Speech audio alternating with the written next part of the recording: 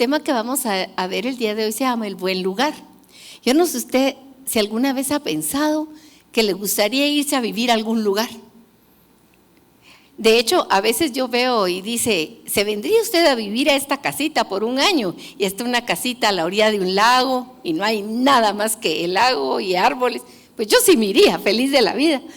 Y también he pensado en algunas ocasiones, ¿dónde me gustaría vivir? Y ahí tienen ustedes pues una imagen de las que pensé que tal vez a algunos les llamaría la atención, ¿verdad?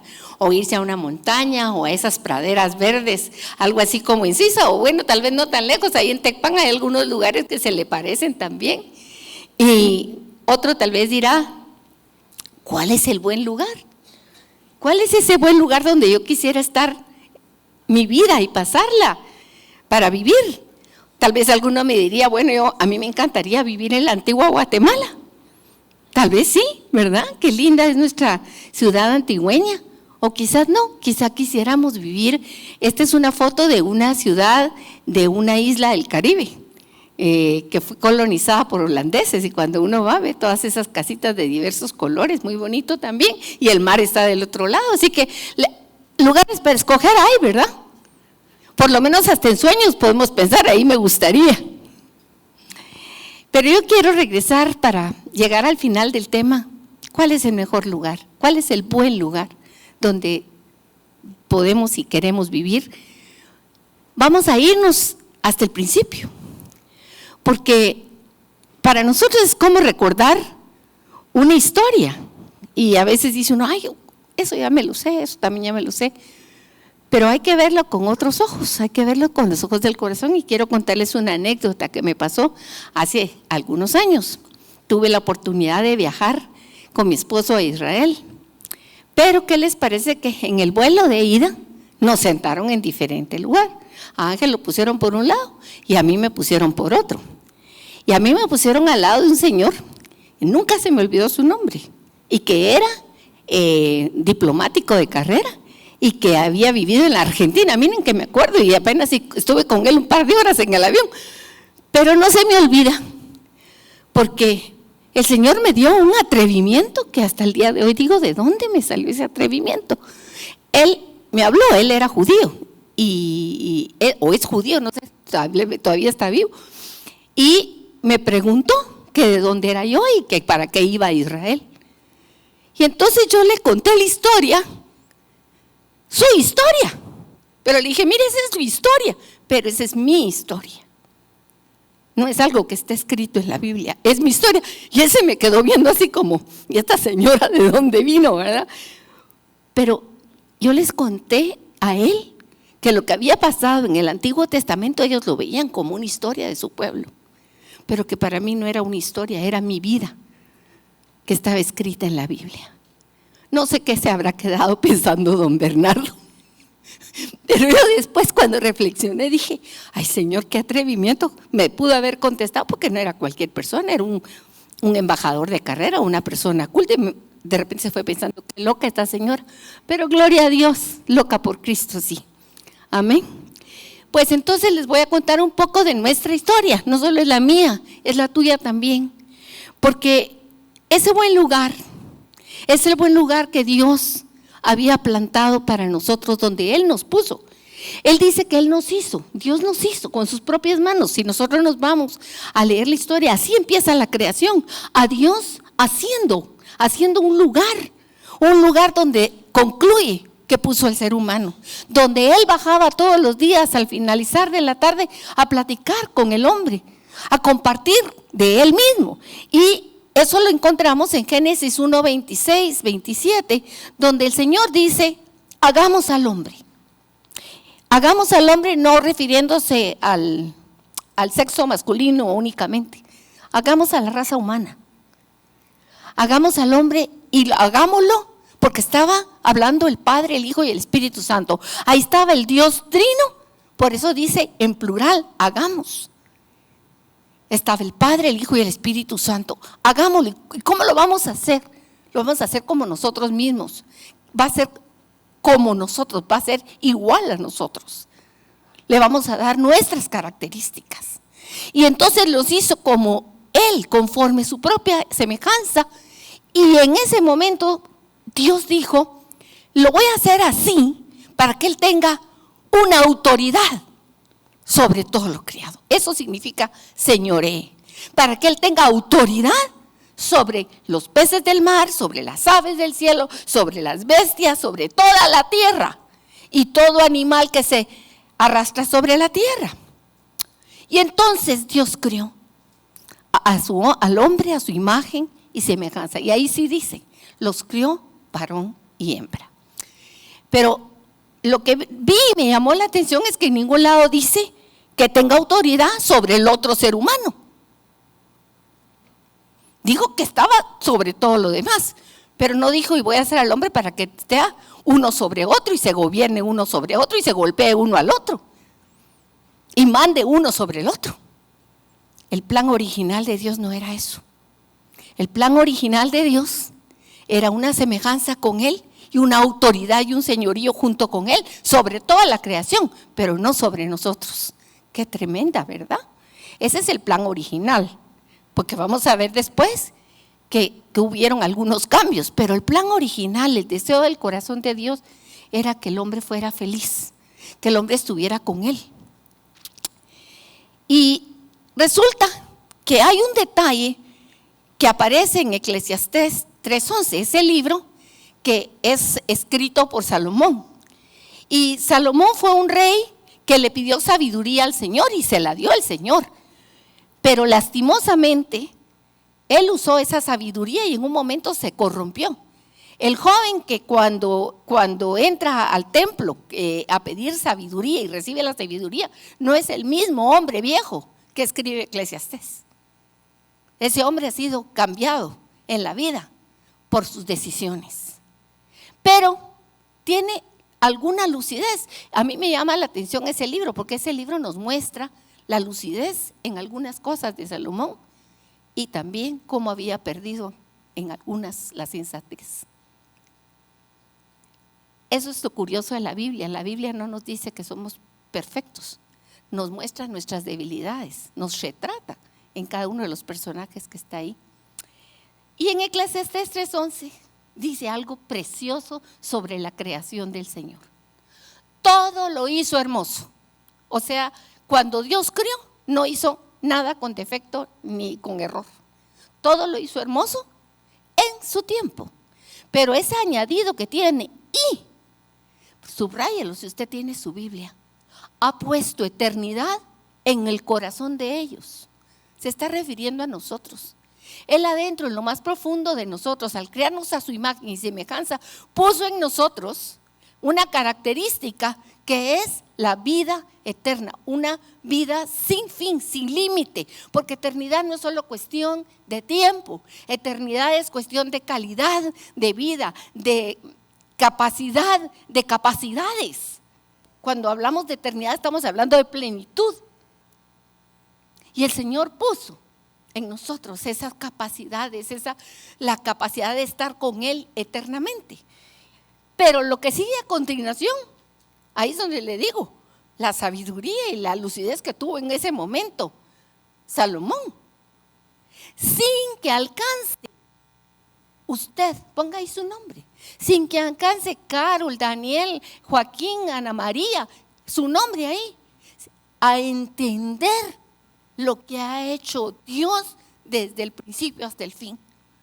No sabemos la grandeza de lo que Dios quería para nosotros, lo que Él ha hecho en nosotros, lo que sigue trabajando en nosotros.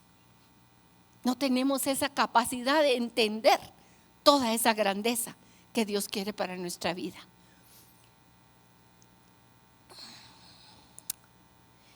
Y nos cuenta la palabra la gran tragedia de la humanidad. ¿Qué pasó en medio? Quiero leerles estos versículos y les voy a pedir que me acompañen, porque en esa gran tragedia se perdió todo lo que Dios había previsto para nosotros. El hombre dejó de creer en Dios y puso su confianza en la serpiente. Pero no solo eso, Dios había dado ciertos consejos, algunos dicen, pero cuando algo sale de su boca es un mandato en el sentido de algo que se debe realizar, no para que uno esté como aplastado o como para que uno se sienta manipulado, no, todo lo que Dios dice es para un bien del ser humano. Y Él había dicho que comieran de todos los árboles del jardín menos de uno, ni comieron de todos los árboles del jardín y comieron del que no debían. O sea, la falta de fe no fue solo en una cuestión, ahí empezó el asunto. El pecado del hombre es la incredulidad a Dios. Ese es el pecado de origen, el famoso pecado de origen es la incredulidad del ser humano, porque Dios les había dicho coman de todos, y en el centro estaba el árbol de la vida, el más importante de todos. Si hubieran comido de ese árbol de la vida, seguramente no hubieran caído en la trampa de Satanás. Pero ahí vemos, y saber ni cuántos árboles más no comieron, pero el principal no lo comieron, el principal que era Jesucristo. Pero sí se comieron el deseo de querer ser como Dios, el árbol de esa sabiduría de querer ser yo como yo quiero y no como Dios me ha hecho, y decidir yo mis propias decisiones. En fin, no atendieron, puso su confianza en otra criatura, y eso es muy importante. El diablo no es igual a Dios, mis hermanos. El diablo es un ser creado y está por debajo de él, pero tiene autoridad, tiene dominio, tiene poderes, sí, robados, porque se los llevó, porque Dios lo que da no lo quita. Pero hay un dicho que dice que en la puerta del infierno se desquita, ¿se acuerdan? Bueno, no es así la cosa, ese es solo un dicho, pero Dios no quita lo que Él ha dado. Pero nosotros podemos hacer muy mal uso de lo que Dios nos da. Y eso hizo Satanás. Satanás agarró toda la luz, toda la belleza, toda la hermosura que Dios había hecho en él y se pervirtió en él a causa de su propia iniquidad. Y el hombre ciertamente murió. Dios le dijo, si comes de esto, ciertamente morirás. Y el hombre ciertamente murió. El problema es que en nuestra mente algunas palabras de la palabra de Dios no las tenemos como tan en claridad. La muerte no solamente es un dejar de existir físicamente. La muerte en primer lugar es la ausencia de la vida, y la vida es Jesucristo. La vida está en Dios y fuera de Él no hay vida. En cuanto el hombre pecó, se rompió esa relación con Dios y murió, aunque físicamente siguió vivo por un tiempo, hasta que también la vida física se acabó para estos hombres. ¿Me estoy dando a entender? El hombre ciertamente murió. Pero en medio de todo esto tan terrible que yo les estoy contando, y tan hermoso también cuando vamos a ver lo principio, cuando Dios se ve ante esta realidad del hombre, Él tenía ya un plan hecho. A eso lo sabemos nosotros ahora porque el Señor nos dejó su palabra escrita, nos dejó su historia. La Biblia es la historia del amor de Dios, sí, pero es la historia de Dios. Él es el autor de su biografía, podríamos decir. Él está contando aquí su historia, lo que a Él le pasó, lo que a Él le aconteció. Y resulta que aquellos que Él crió para estar con Él eternamente, dijeron, no queremos contigo, nosotros vamos a hacer lo que nosotros queremos y mejor nos vamos. Lo que pasa es que no sabían a dónde iban realmente, no tenían ese entendimiento. Y Dios, cuando se presenta con ellos, antes de sacarlos del paraíso, porque no es que pecaron y a pum cayeron, no. A veces decimos la caída, ¿verdad? Pensando como que dieron un paso en falso y pum, se fueron de caída. No fue así. El hombre se enfrentó, Dios los confrontó antes de sacarlos. Dios los sacó.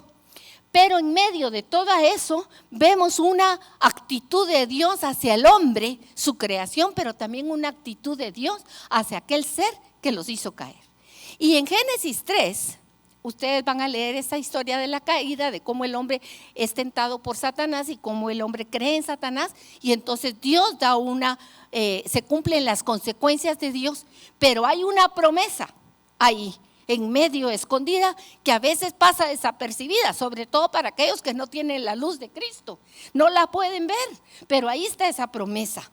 En Génesis 3:15, cuando le habla a la serpiente le dice que va a haber una enemistad continua entre la humanidad y él. Una batalla. Y entonces le dice que la simiente de una mujer, la simiente de la mujer, va a venir, van a ser uno de los mismos seres humanos que él hizo caer, que va a venir y lo va a acabar. Le va a poner el pie encima, aunque lo lastime él en el calcañar. Jesucristo, que es esa descendencia de la mujer, le va a aplastar la cabeza a Satanás. Ahí está como promesa. Pero esa promesa fue cumplida. Y dice la palabra que Jesús en la plenitud de los tiempos, en Gálatas, nació de mujer. La simiente de la mujer. Un hombre igual que nosotros, en cuanto físicamente, limitado en el tiempo, limitado a las circunstancias, que tenía hambre, que padecía de sueño y de todo. Aunque el Dios eterno ni cabecea ni se adormece, dice el Salmo 21. Pero Jesús dice que se cansaba, por eso se durmió en la barca un día, porque iba muy cansado. Y no solo ese día, otros días también se fue a dormir. Todos los días creo que Jesús se quedaba dormido, aunque se levantaba muy temprano para ir a la oración.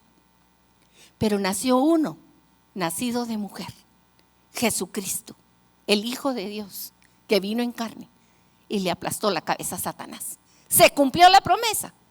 Amén. Se cumplió. Ahí, esta imagen es tremenda. Es la cruz. Está Jesucristo clavado y hay una serpiente mordiéndole el calcañar, pero refleja perfectamente lo que hizo Jesucristo en la cruz. Cuando el diablo creyó que había ganado la batalla, fue el día de su derrota, porque al día siguiente Cristo resucitó y lo exhibió públicamente, porque no lo pudo retener la muerte. No lo pudo retener porque en él no había condición de pecado para que la muerte tuviera derecho sobre él. Pero Jesucristo no salió para ser vencedor, solo para decir, miren qué topado soy, ya vieron que no sé qué. No, Jesucristo venció la muerte y vino a este mundo con un propósito. Y ese propósito vamos a ver que está marcado a través de toda la Escritura. A través de toda la Escritura, empezando con estos versículos de Génesis, donde vamos a ver el gran amor, la misericordia, el poder de Dios. Antes de salir del huerto del Edén, en Génesis 3, 21 al 24, por favor, acompáñenme sus textos de su Biblia, dice: y el Señor Dios hizo al hombre y a su mujer túnicas de pieles y los vistió. Todavía estaban en el huerto del Edén. Acababa de el Señor dar la condena a la serpiente. Le dijo al hombre: de ahora en adelante te va a ir muy mal, porque a ti que te iba a saldar la tierra y te ibas a mandar en todos lados, ahora tú vas a estar sometido a todo. Vas a tener que trabajar con el sudor de tu frente para poder comer tú y tu familia. Y tu mujer, que ibas a ser la madre de todos los vivientes, ahora cada hijo que tengas va a traer dolor a tu vida. Y no crean ustedes que solo es el parto, mis hermanitas. Ese es el primer dolor y a uno se le olvida al ratito. Por eso uno ya tiene después otros hijos. Las que somos mamás lo sabemos. Pero el dolor que habla aquí el Señor es mucho más profundo. Es el dolor de la humanidad que está perdida y con pecado en el corazón. Y el Padre que ama a sus hijos y que los quiere como... Por eso dice el amor del Padre, empezamos a comprenderlo cuando sabemos que somos amados.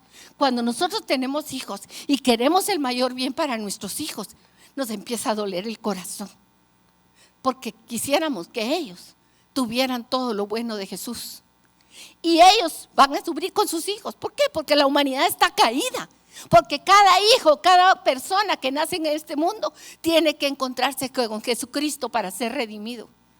Y no podemos nosotros ubicarnos en el lugar de ninguno.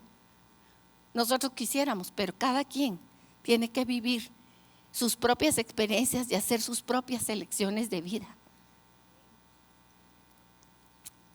Así que Dios, después de la condena y que el hombre está ya para salir, está desnudo porque perdió su traje de luz, está descubierto, avergonzado, destrozado interiormente. No sabemos realmente cuánto fue el daño, por eso dice Salomón en esa cita, no alcanzamos a comprender ni la eternidad que fue dada en nosotros, ni el bien, la bendición que habíamos recibido, ni tampoco podemos evaluar con todo el entendimiento lo que perdimos.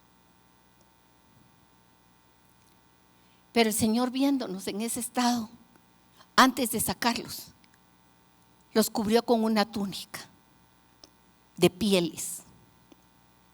¿De dónde sacó el Señor la famosa túnica? Piense.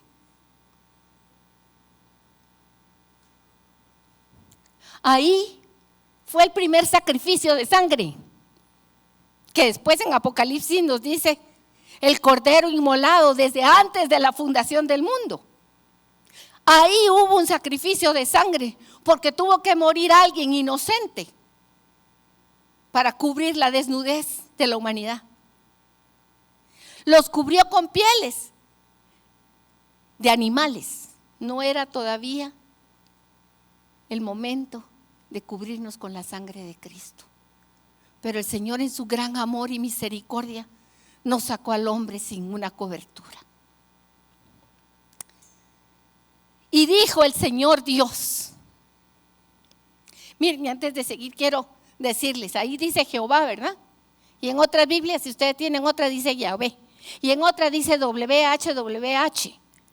¿Sabe usted que el tetragramatrón, así se llaman las 4 letras del alefato hebreo, Yod, Hei, Bab, Hei, no se escribían con vocales porque los judíos tenían miedo de pronunciar el nombre santo de Dios? Entonces, cuando se hicieron las traducciones y se agregaron las vocales, los masoretas judíos, los sabios judíos, les pusieron las vocales que ellos querían para darle pronunciación. Y resulta que cuando se hicieron las traducciones al español y al inglés, la J en inglés suena como la Y en el español. James, Joaquín es en español, J o Santiago. La traducción es un nombre, por ejemplo, con J en español sería Joaquín, pero Santiago se dice James en inglés, pero se escribe con J. Por eso es que encontramos esas variaciones de nombre, y hasta el día de hoy me encuentro yo con cristianos peleando por el nombre del Señor Jehová, Yahweh. Ni se pronuncia con Yahweh ni con Jehová,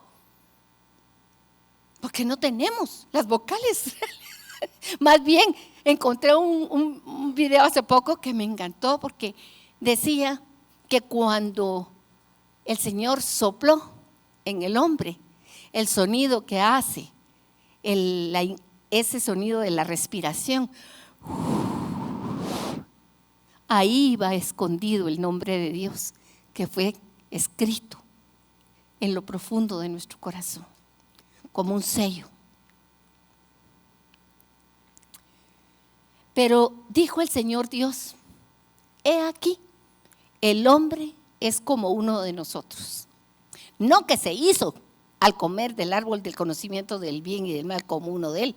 No, el hombre era así porque Dios lo había hecho como uno de ellos, a su imagen y semejanza. Pero sabe ahora el bien y el mal. Ahora pues, que no alargue su mano y tome también del árbol de la vida y coma y viva para siempre. Mis hermanos, qué gran misericordia de la de Dios. Dios puso límite para que el hombre no se destruya totalmente.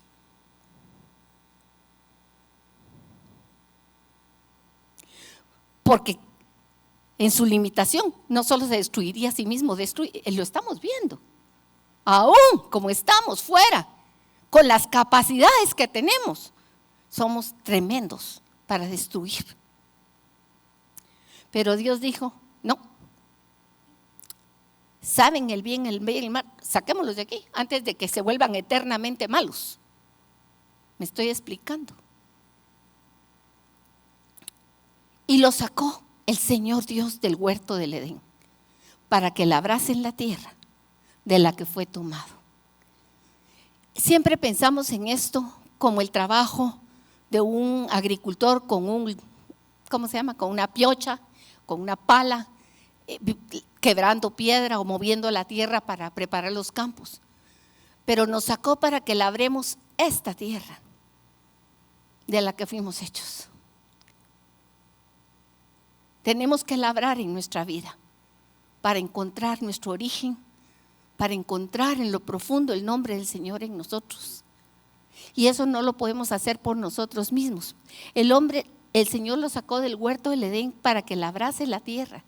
Y lo echó pues, ahí es donde les digo, lo sacó fuera y puso al oriente del huerto de Edén querubines y una espada encendida que se revolvía por otros lados para guardar el camino del árbol de la vida. Qué terrible la tragedia humana contada en la palabra de Dios. Y muchas veces pasamos por ella y no logramos ver nuestra realidad. Por eso es que estamos todavía aquí pidiendo migajas, cuando lo que debemos de pedir es el buen lugar. Cuando debemos de cavar y buscar en la tierra, en lo profundo, el tesoro escondido. Desde entonces el hombre es errante y no solo errante, anda dando vueltas sin saber a dónde va, como las ovejas sin pastor. Esta pequeña lámina que de niños, pero que me parece tan nos cuenta la historia del pueblo de Israel, y esa historia que yo le conté a don Bernardo en el avión. Dios salió, no solo los cubrió, Dios salió con el hombre vigilándolos. El hombre le cerraron la puerta para que no pueda volver él a Dios, pero Dios no está imposibilitado de salir y de ir a donde él quiera. Él salió detrás, cuidando, buscando, tocando a la puerta. Y encontramos a Abraham. Algunas historias nos están contadas, pero aquí nos está contando que tocó en la puerta de Abraham, tocó en la puerta de Isaac, tocó en la puerta de Jacob, tocó en la puerta de los judíos en Egipto, de los hebreos en Egipto, tocó en la puerta de mi corazón, tocó en la puerta de tu corazón. El Señor ha estado a lo largo de la historia de la humanidad detrás del ser humano buscándolo, porque Él quiere habitar con nosotros, Él quiere morar con nosotros, en nuestro corazón, y ya con sus hijos. Esta es la historia de Dios. 400 años se fueron a Egipto. Y ahí en Egipto, en esos 400 años, aquellos descendientes de Abraham que tuvieron que bajar porque les llegó el hambre, perdieron la noción de dónde estaban. Cada vez estaban más lejos de Dios y más olvidados y más sin entendimiento de lo que pasaba, con la mente oscurecida. Estaban en esclavitud y ese dolor los llevó a clamar, y el Señor escuchó el clamor del pueblo. Estos 400 años llevaron a clamar y Dios los sacó. Dios los escuchó. Dios no estaba lejos. Dios no está sordo, como se rió Elías cuando con los profetas de Baal, que ellos llamaban a Dios y no les contestaba, y entonces dice que Elías les dijo: ¿será que está sordo? Tal vez está en el sanitario. No, y no los oye. No, Dios no está sordo ni está ocupado. Cuando uno clama desde lo profundo del corazón a Él, Él lo escucha. Y los sacó con mano poderosa y los condujo a través del desierto. Estuvo con ellos dándoles de comer, dándoles de beber, y así estuvo conmigo durante todos los 30 y pico de años que estuve yo lejos del Señor sin saber quién era el Señor. Yo no lo conocía, pero Él me conocía a mí. Él me guardó. Cuando echo la mirada para atrás, puedo ver tantas ocasiones en mi vida en las que vi ese Padre amoroso cuidándome, proveyéndome, poniéndome freno. ¿Dónde estaría mi vida si no fuera por la gracia y la misericordia de Dios? Me condujo, igual que los condujo a ellos, pero saben, a ellos les dio algo especial, porque en ese momento Él ya no quería seguir solo por atrás, quería estar con ellos. Quería que lo oyeran, quería que lo vieran de alguna manera, pero tenía que resguardarse porque su santidad, si lo miraban completamente, los destruía. Y entonces Dios les dice: ¿saben qué? Me van a hacer mi casa. Háganme una casa, yo voy a ir en medio de ustedes y ustedes la levantan y la lleven con ustedes cuando yo me quiera, cuando diga vámonos, me levantan la casa y nos vamos. Pero eso sí, me hacen mi tiendita y tiene que estar bien escondidita la tiendita, porque si mi luz de santidad sale, no queda ninguno aquí. Por supuesto que yo estoy parafraseando, ¿verdad? Pero porque todos nosotros sabemos esa historia y no necesito repetírselas. Pero esto no lo sabían ustedes, no lo sabía yo. Pero Dios así es, un Padre amoroso. Y entonces Él les da el tabernáculo y Él camina los 40 años en el desierto dando vueltas con ellos. Y la roca iba detrás de ellos dándoles agua. Tenían agua en medio del desierto. Les caía el pan del cielo. Mis hermanos, ¿cuántos de nosotros? Cabalmente les cuento que este año cumplimos, Ángel y yo, 40 años de conocer al Señor. Yo cumplí el 25 de mayo. Fue el día de mi encuentro, primer encuentro con el Señor, y Ángeles este mes. Pero nosotros hemos caminado 40 años y estamos aquí en este desierto, en este valle de lágrimas, en este mundo que no es nuestra casa, anhelando la casa del Padre, que Él se fue a prepararnos. Así que esto fue para el pueblo de Israel y yo les hice una similitud con nuestra vida. Hasta que llegó un día la luz. Jesús, nacido de mujer, en un pueblito de Belén, se hace hombre, vive su vida, nos da el mensaje del evangelio, nos dice que Él es la luz, que es el pan de vida, viene, cumple el plan eterno de Dios, muere en la cruz, pero Él los 3 días resucita, glorioso, y va de regreso a su casa y se sienta como rey, y sabemos que un día volverá y toda rodilla se va a doblar al nombre de Jesucristo en el cielo, en la tierra y debajo de la tierra, y toda lengua entonces va a proclamar que Jesús es el Señor. Va a llegar ese día, aunque nos parezca tan difícil verlo, porque cuando nosotros volteamos la mirada como está el mundo hoy en día, mis hermanos, dan ganas de llorar. No dan ganas, llora uno de verdad de ver la situación del ser humano. Pues no solo porque esté pasando las cosas malas, uno ve y llora. Y el Señor me ha tenido esta semana en 2 lugares. Una es en Isaías 64 y la otra es Daniel 9. Lo vamos a ver después. Pero ahí me ha tenido, y tal vez usted también sin saber las citas.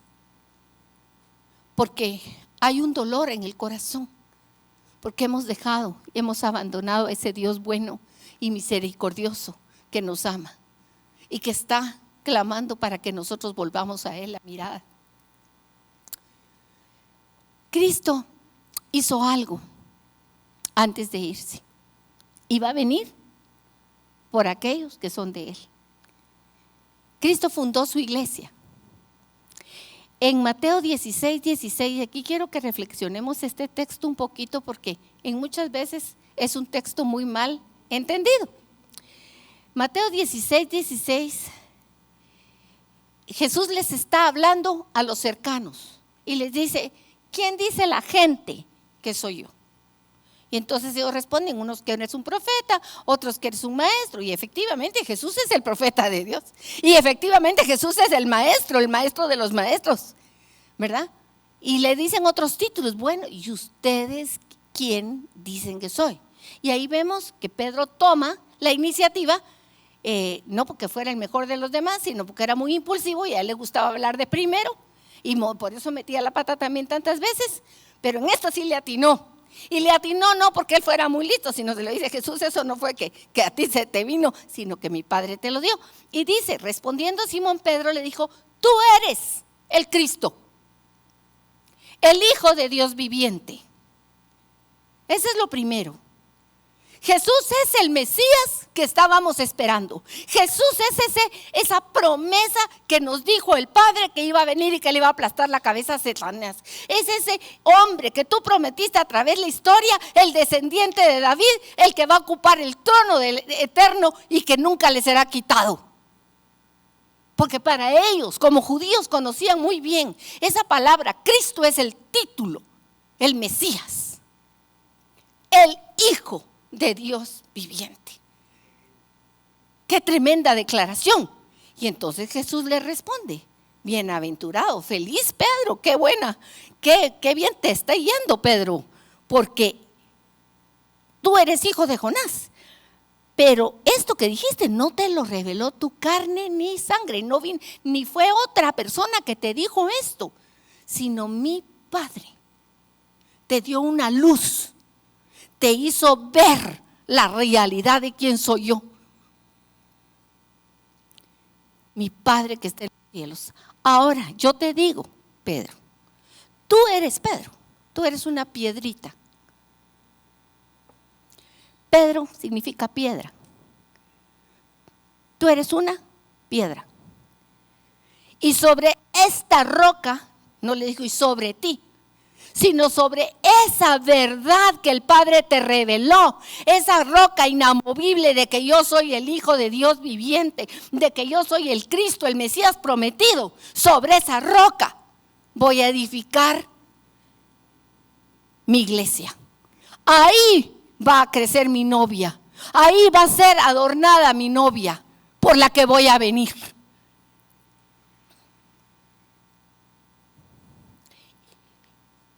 Y las puertas del Hades no prevalecerán contra ella. Sobre los que crean en esa verdad. Bueno, dirán algunos, y entonces, ¿qué de los templos? La iglesia es la novia del Señor. ¿Y dónde se reúne la novia?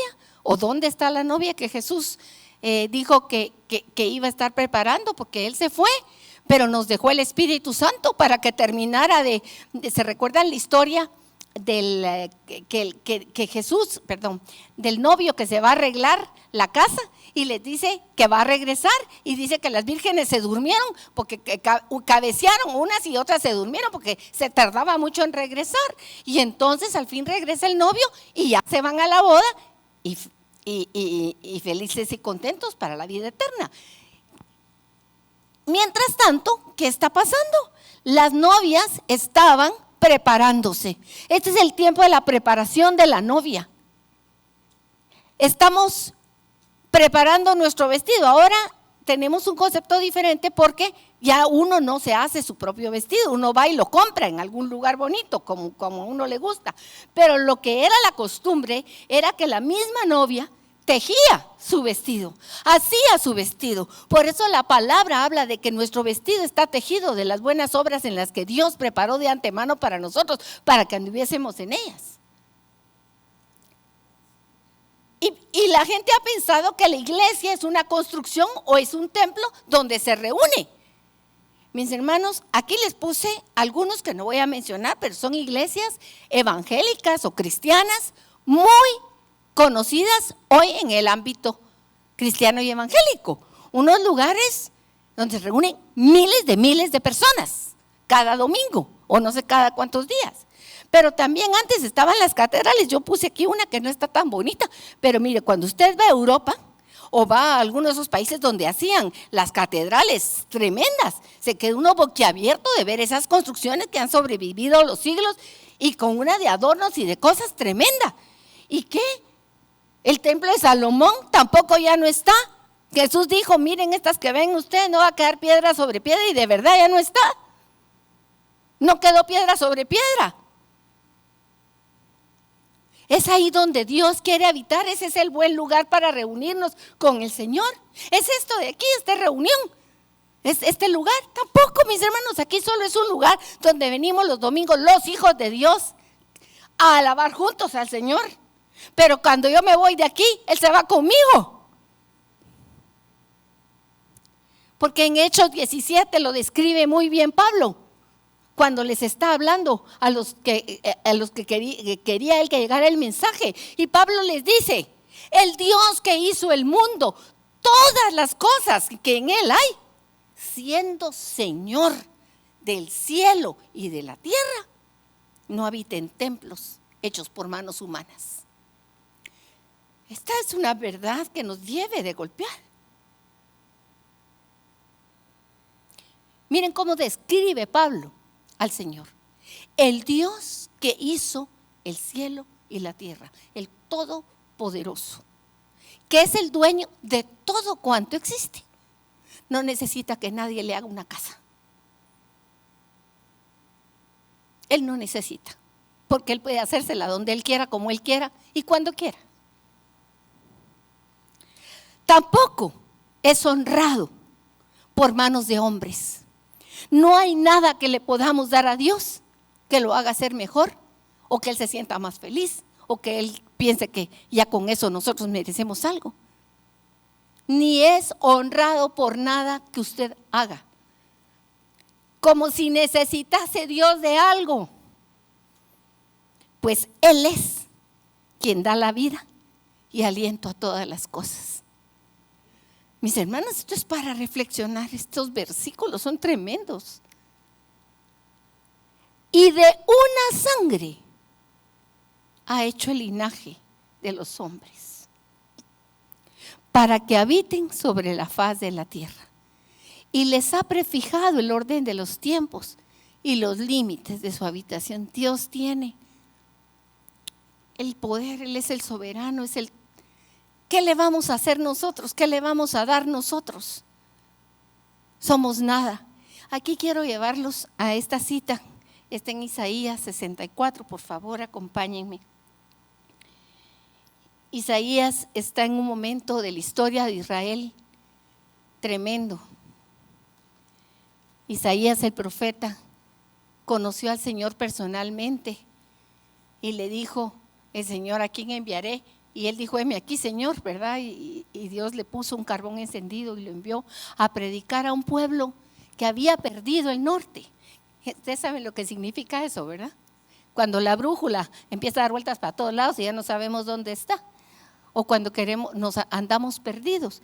Ese pueblo perdió todo. Y dice en Isaías 64, verso 6: si bien todos nosotros somos como suciedad, y todas nuestras justicias como trapo de inmundicia, y caímos todos nosotros como la hoja, y nuestras maldades nos llevaron como viento.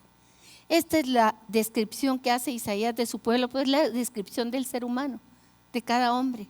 El hombre sin Dios, suciedad. Y todo lo bueno que hagamos, un trapo de injusticia, no tiene mayor valor.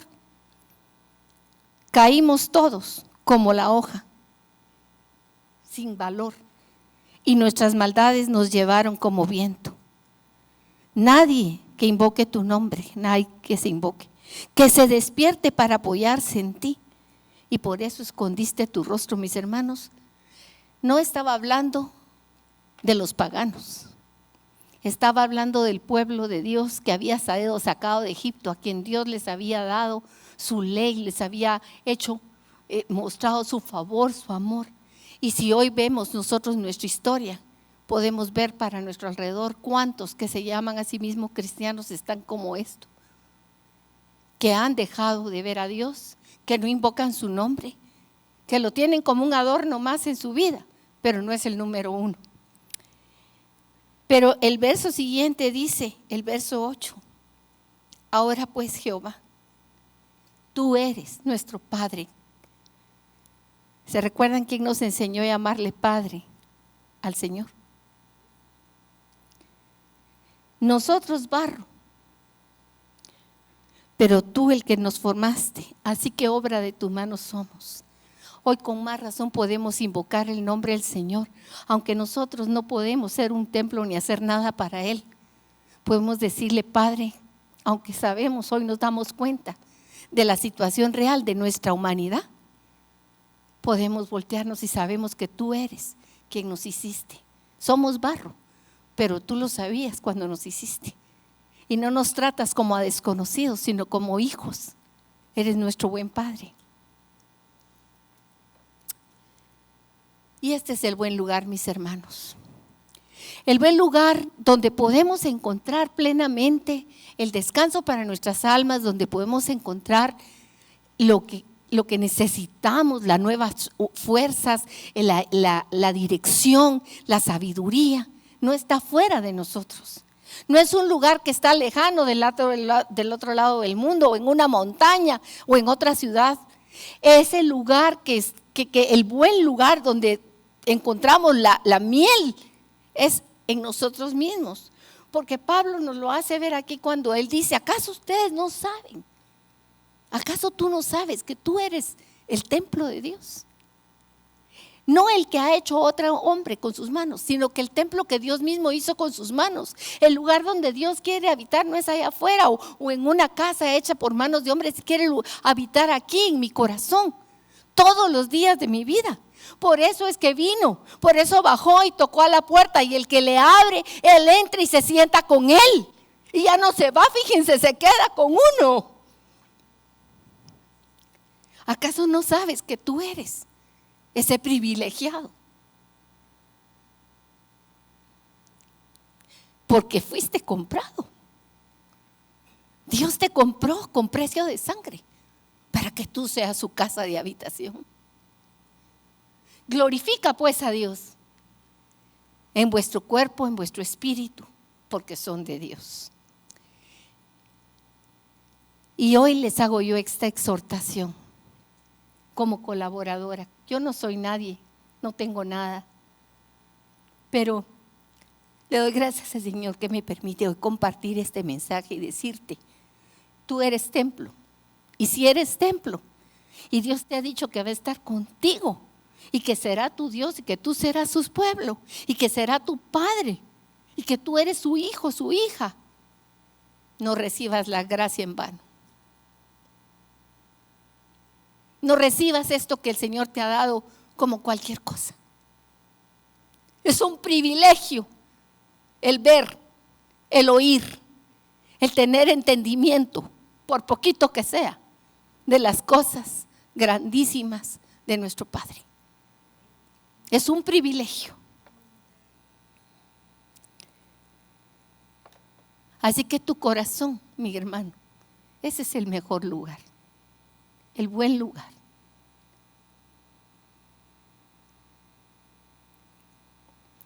Me acompañan al Salmo 27:4, por favor. Una cosa he demandado al Señor y eso buscaré: estar yo en su casa todos los días de mi vida, para contemplar su hermosura y para inquirir en su templo. Haga lo suyo, mi hermano, esta oración. Pídaselo usted, porque esto fue lo que le pidió David. Pero esta palabra la puedo yo hacer mía y decirle: Padre, tú me has redimido, tú me has salvado, tú me has dado tu vida. Yo lo que quiero es estar contigo. Quiero estar en tu presencia, como cantábamos hoy. Al Ministerio de Alabanza le voy a pedir que terminemos con la misma alabanza con que empezaron.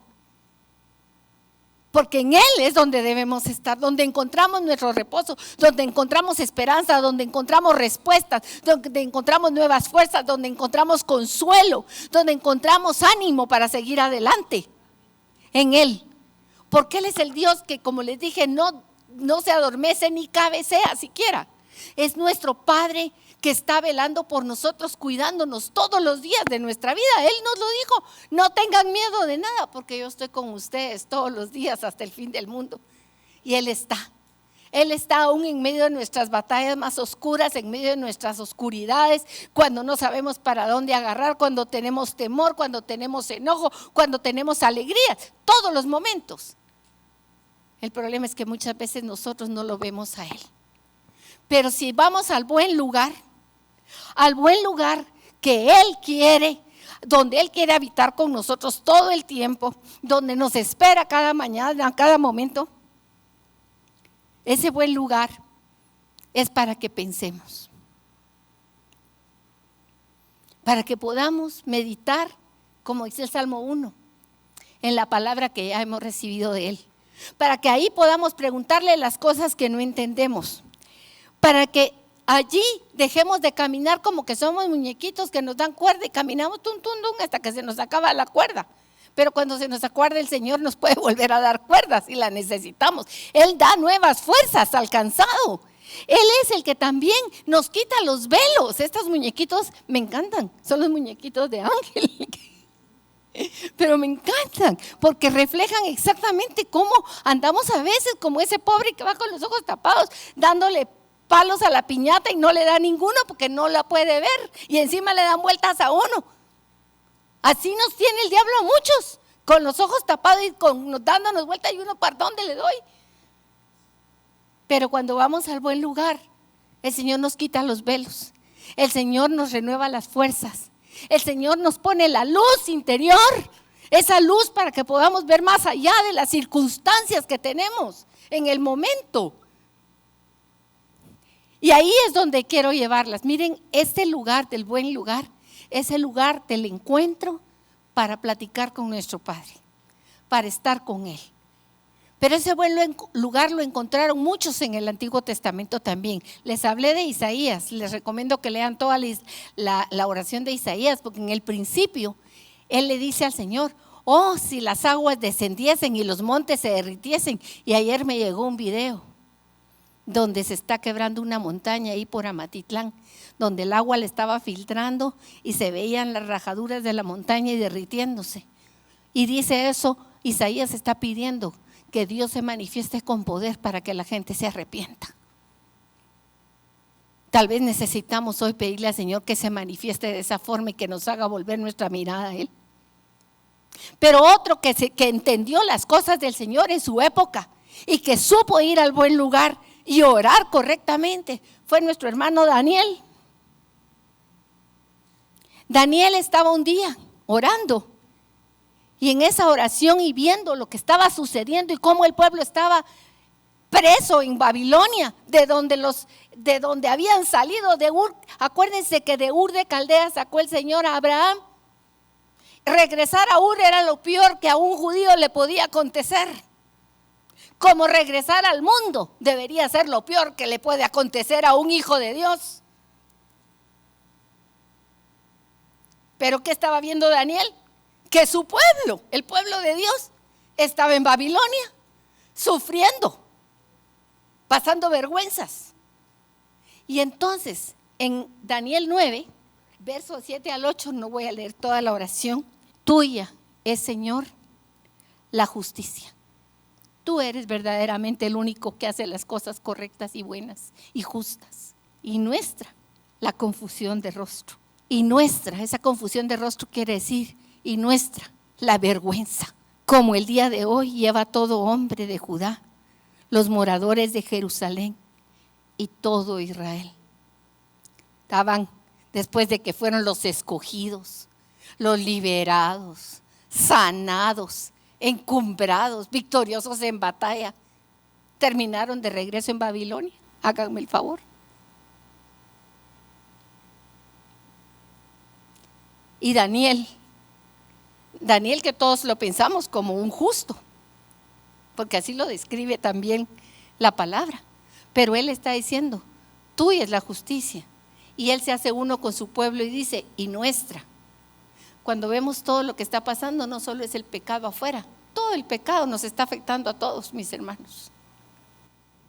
Nuestra es la vergüenza, nuestra es la confusión de rostro, de los de cerca y de los de lejos, en todas las tierras a donde los has echado a causa de su rebelión.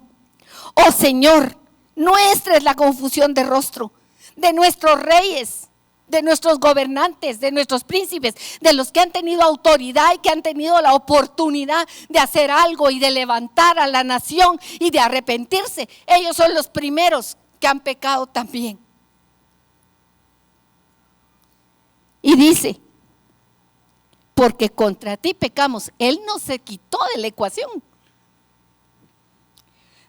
De ti, Señor, es tener misericordia. Igual que le dijo Isaías, nosotros somos barro, nosotros de verdad no tenemos nada bueno, pero tú eres nuestro Padre. Ahora Daniel le dice, pero Señor Dios, de ti es tener misericordia y perdonar, aunque contra ti nos hemos rebelado. Se me movió esto. El buen lugar es un buen lugar para que podamos entrar confiadamente, como entraron estos hombres en su momento, y postrarnos ante Él, ponernos a cuenta, clamar por nuestras familias, Orar por nuestros hijos, si están bien, darle gracias. Si estamos bien, alabarlo y bendecirlo porque no nos falta nada. Porque hay pan en nuestra mesa. Porque tenemos un techo y no se nos fue la casa con estos temporales. Porque tenemos ropa. Porque podemos disfrutar de tantas cosas. Ese lugar, mis hermanos, yo los invito a entrar ustedes solos, porque no necesitamos compañía. Ahí está Él esperándonos todos los días. Pero también hay lugares o tiempos en nuestra iglesia donde nos reunimos todas las semanas, el día lunes es de las 6 a las 6:30 y de martes a viernes de 7 a 7:30. No tienen que entrar todos los días. La que quiera me pide la dirección, yo se la mando y entra cuando quiera. Cuando quiera. Tómese un tiempo para orar congregacionalmente a lo largo de la semana. Unirnos. Hay tanta necesidad de orar por otros. Pero sobre todo nuestro lugar secreto, nuestro buen lugar para orar y tener comunión con nuestro Padre. Para adorarlo, para alabarlo y para bendecirlo. Mis hermanos de la alabanza, les voy a pedir que pasen y a los demás que cerremos nuestros ojos un momento antes de unirnos a la alabanza para decirle gracias. Gracias a nuestro Padre que nunca nos ha dejado solos, que ha caminado todo el trayecto con nosotros, que nos llama por nuestro nombre constantemente. Gracias, Padre, porque no te cansas de mí, porque no me has desechado, porque sigues buscándome, sigues tocando a la puerta, sigues atrayéndome a ti con lazos de amor. Gracias por tu bondad que me muestras a lo largo de mi vida en cada momento. Por cada una de tus bendiciones yo quiero adorarte, quiero alabarte, quiero bendecirte, mi Padre bueno. Puedo decirte Dios, sí, porque lo eres. Dios eterno, todopoderoso. Pero tú eres mi Padre, a quien puedo acercarme. Soy tu hija porque tú me hiciste. Soy obra de tus manos. Soy barro, pero soy obra tuya. Tú me has comprado a pesar de que sabes que no valía nada. Tú diste tu vida por mí. Muchas gracias, Jesús.